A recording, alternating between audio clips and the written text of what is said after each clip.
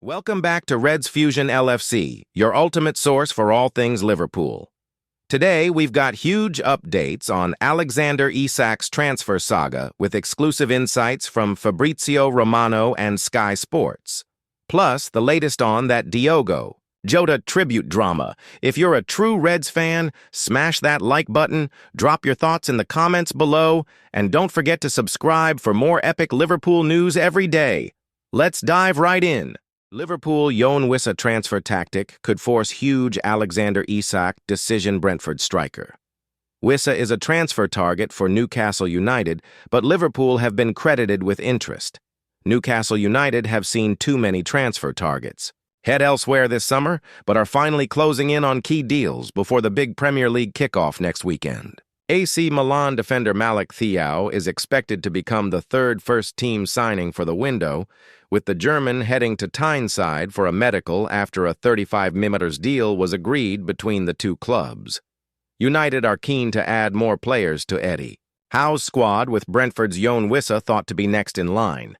The DR Congo forward has told the Bees he is keen to move to Tyneside, and while a fee is yet to be agreed, Newcastle are hopefully of some movement in the coming days. Brentford are close to completing a deal for Bournemouth forward Dango Ouattara, which could mean they give the green light to Wissa's switch to St. James's Park, provided the two clubs come to an agreement on the price. However, reports this weekend have suggested Liverpool could make a late swoop for the 28-year-old. Having failed to land Alexander Isak from the Magpies, Arne Slot's Reds have had a 110 million offer rejected by Newcastle and could now walk away from any deal, with United sticking to their guns on both their valuation and reluctance to sell without a suitable replacement. Newcastle were denied a deal to sign Slovenian forward Benjamin Sesko after he opted to join Manchester United despite a strong offer from the Magpies, which has meant there has been little movement on Isak's situation. The Swede has made it clear he wants to explore options away from St. James's Park and is currently training separately from the squad. Howe revealed that while he would love to have him involved in his plans, he is currently unable to call upon Isak's services, and he is highly unlikely to be part of the squad that travels to Aston Villa for next Saturday's Premier League opener. Wissa has always been seen as a replacement for Callum Wilson, who left on a free transfer at the start of the summer. But if United can land the forward, he would at least give Howe some attacking options in Isak's absence. Anthony Gordon will lead the line as things stand, with Will Osula as a backup option, but Howe is well aware that the England star favors a wide left role. Liverpool's reported interest in Wissa could put a spanner in the works, although it may also mean an end to their Isak interest for now. The Swede would then have to decide whether to backtrack on his push to leave and somehow make amends with Howe, his teammates, and the United fan base. Of course, it's possible Liverpool are calling Newcastle's bluff in an attempt to force a rethink on their stance, while you could argue that Wissa may yet prefer a move to St. James Park, where is likely to get more game time. Liverpool have already signed striker Hugo Ekitike this summer, although have seen forwards Luis Diaz and Darwin Núñez leave Anfield for Bayern Munich and Al Hilal respectively. Fabrizio Romano. Update on Isak Ahmed reports Newcastle won't sell to Liverpool. Newcastle United fans were met with the news that their club won't be selling Alexander Isak to Liverpool earlier in the week, in a small glimmer of hope for the new campaign. But Fabrizio Romano has poured cold water on that notion, with the Italian journalist stating that he is not aware of such a situation. Telegraph journalist Luke Edwards claimed earlier on Saturday with his report that Isak has been told that he will be going nowhere this summer, amid Liverpool's interest and their first official bid earlier in the month, which totaled $110 million, falling short of Newcastle's valuation. Romano. Alexander Isak could still be sold. The Magpies' stance is thought to have sparked fury with the Swedish star, who is pushing hard for a move to Merseyside after their sustained period of success in terms of winning domestic trophies and the Champions League over the past decade. but Newcastle are so far playing hardball in terms of their star leaving. And, amid previous reports claiming that Isak had turned down any thoughts of a new contract at St. James's Park, Romano believed that Eddie Howe could still lose his star man in the coming weeks, stating on his YouTube channel that a deal is absolutely likely. The reporter said, "We had some news saying that Newcastle communicated to Alexander Isak that he is not going to be sold this summer. I'm not aware of that." And also, Eddie Howe, over the evening, said, "I'm not aware of that." The manager of Newcastle has been told, "Why don't you give Isak the chance to return, and why don't you try to change his mind?" And he said, "If it was that easy, obviously I wanted to do that. But it's not easy at all because Alexander Isak wants to go to Liverpool. He maintains his position, he doesn't want to extend the contract, he wants the Liverpool move, and Liverpool want Alexander Isak. So that deal remains absolutely on, absolutely concrete, and absolutely likely." Isak's 23 Premier League goals last season have made him one of the world's best attackers, only scoring less than Red Star Mohamed Salah in the Premier League last season as he dragged Newcastle to a fifth-placed finish. And, with Darwin Núñez's move to the Saudi Pro League being confirmed on Saturday evening, there is now money to bring in a new target, especially after Luis Diaz's move to Bayern Munich earlier in the transfer window. Update emerges on Liverpool, signing PSG's Bradley Barcola. Bradley Barcola is thought to be Liverpool's plan B if they fail to sign Newcastle United striker Alexander Isak before the summer transfer window closes on September 1st. Florian Plettenberg of Sky Sport Germany reports that the Reds are closely monitoring Barcola, whose future isn't certain at the Parc des Princes. The French winger faces heavy competition from Ousmane Dembele, Kvicha Kvaratskhelia, and Desire Doué for an assured starting role in Luis Enrique's team.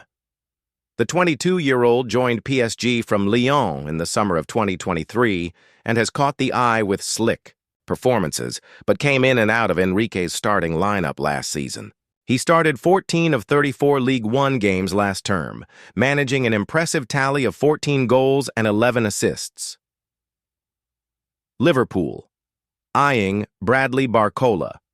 As their Isak alternative, Isak is Liverpool's top target heading into the latter stages of the window, and the Swedish forward wants to join Arne Slot's Premier League champions. But Newcastle aren't prepared to let the 25-year-old leave after missing out on several top targets, including Benjamin Sesko, who joined Manchester United in a 7-4 million deal. Plettenberg has suggested that the Reds could swoop for Barcola should the Magpies refuse to sell the want-away Isak, although PSG are calm about the situation. He wrote on X, "Liverpool are closely monitoring the situation of Bradley Barcola. However, there have been no offers or advanced talks with the player's camp at this stage. Alexander Isak remains the priority target for Liverpool.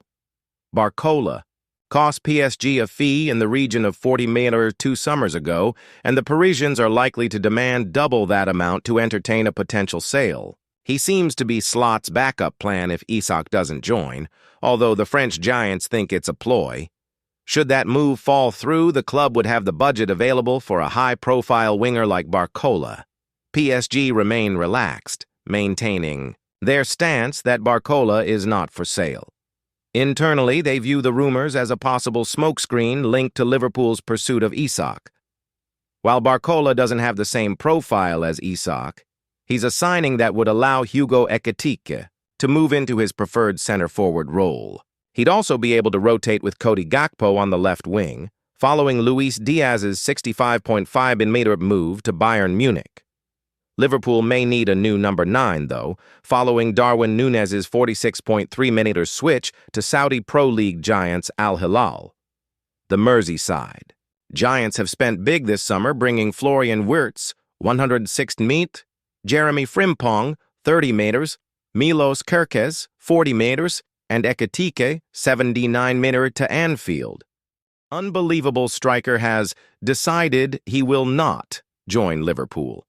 Liverpool have shown a late interest in an international striker, but he has decided to join Newcastle United, according to a reliable source, as Eddie Howe's latest Comments suggest that Alexander Isak could still leave for Anfield before the summer transfer window closes.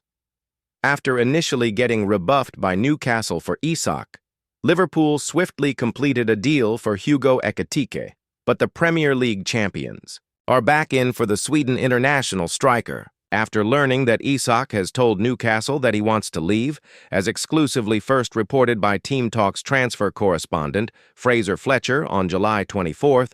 Liverpool made an offer worth $120 million, 138.4, 161.4 million, including add-ons. Newcastle rejected that bid, but sources have told Team Talk that Liverpool plan to make a new and improved bid for Isak once the Magpies have a replacement lined up. Liverpool have shown a late interest in an international striker, but he has decided to join Newcastle United, according to a reliable source, as Eddie Howe's latest comments suggest that Alexander Isak could still leave for Anfield before the summer transfer window closes.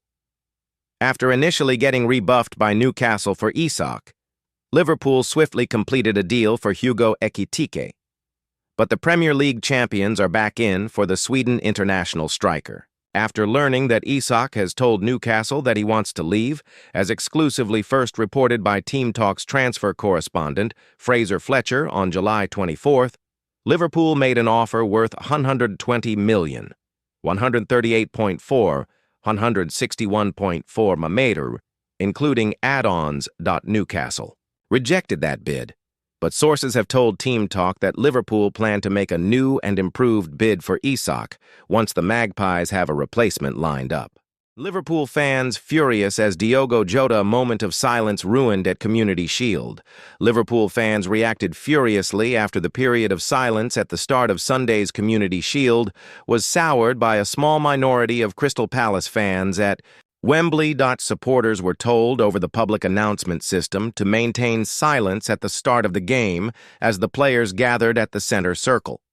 The FA had confirmed in advance that this would take place just before kickoff. The Palace fans had been incredibly vocal before the game, with excitement obviously high ahead of the club's first-ever Community Shield appearance. As Chris Kavanagh blew his whistle to indicate the start of the match, the vast majority of the fans in the Palace end immediately fell silent, except for a small number behind Dean Henderson's goal. That noise then increased slightly, perhaps, with some supporters instructing others to remain quiet.